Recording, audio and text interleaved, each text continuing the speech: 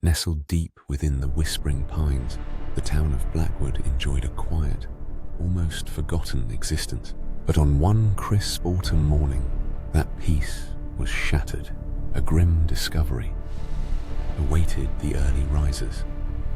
At Sarah Jenkins's apartment, the flashing blue and red lights painted a macabre dance on the quiet street. Detective Robert Miller, a man hardened by years of small-town shadows, stepped into the chaos. The immediate observation was chilling. No signs of forced entry. The door simply unlocked. Sarah Jenkins, a quiet librarian, lived a life of routine and solitude. Who could possibly harbor such malice against such an unassuming soul? The initial sweep of the apartment yielded little. Nothing seemed out of place until a small, folded piece of paper clutched tight in Sarah's cold hand. Miller felt a familiar dread coiling in his gut. This was different. The note was simple, unassuming in its presentation, yet profoundly disturbing. Unfolded. 7 words stared back at him. The whispers. You heard them, didn't you? Just 7 words, but they screamed volumes of a killer's twisted mind. It wasn't a confession.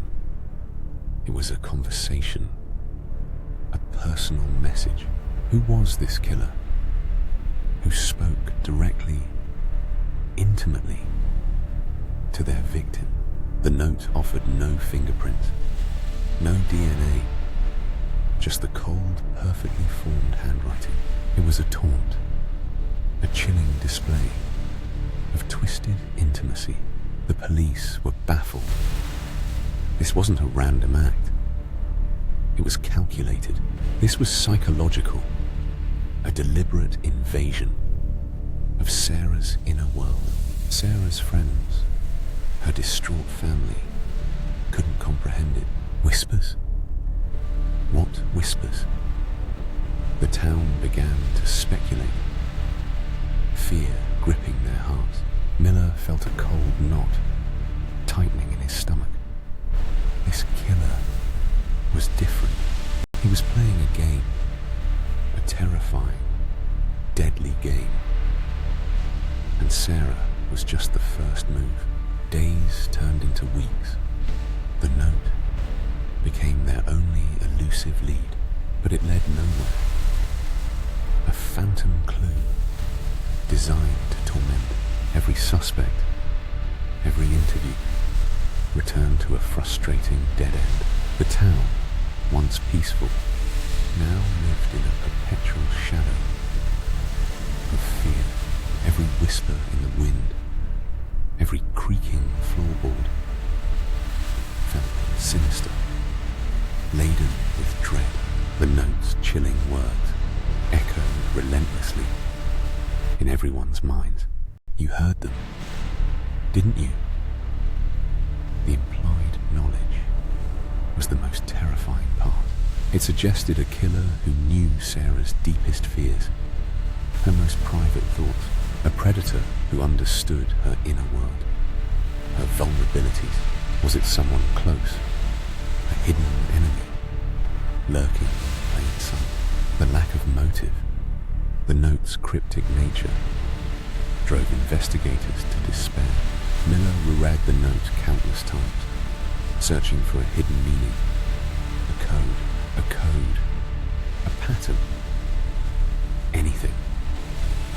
But it remained a perfect, terrifying enigma.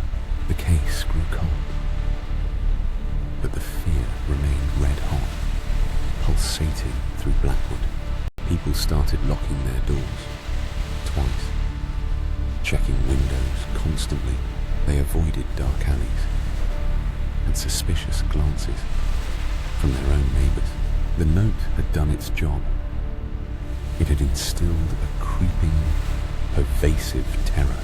The killer, wherever they were, was still out there, unseen, watching, waiting, perhaps for another whisper, another victim. Miller never gave up, not truly. The case haunted his waking thoughts, but the note, it whispered of a darkness he couldn't fully grasp, a force beyond his understanding, a killer without a face, only a chilling message.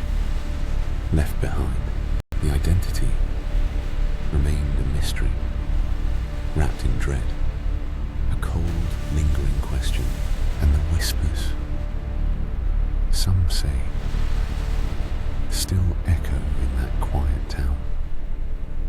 Even today, a haunting reminder of what happens when a killer leaves a note that reveals everything, yet nothing at all, a perfect paradox. The case became an urban legend, a chilling bedtime story, whispered in hushed tones. Parents warned their children of the silent watcher, the unseen gaze, the one who knew your secrets, your inner thoughts, your deepest fears, and then left a note to prove it. A terrifying testament. The town never truly recovered. The innocence was gone, replaced by dread, replaced by a pervasive, unsettling fear that lingered in every shadow. For the note wasn't just evidence, it was a promise, a sinister vow, a promise that the killer would always be watching, forever.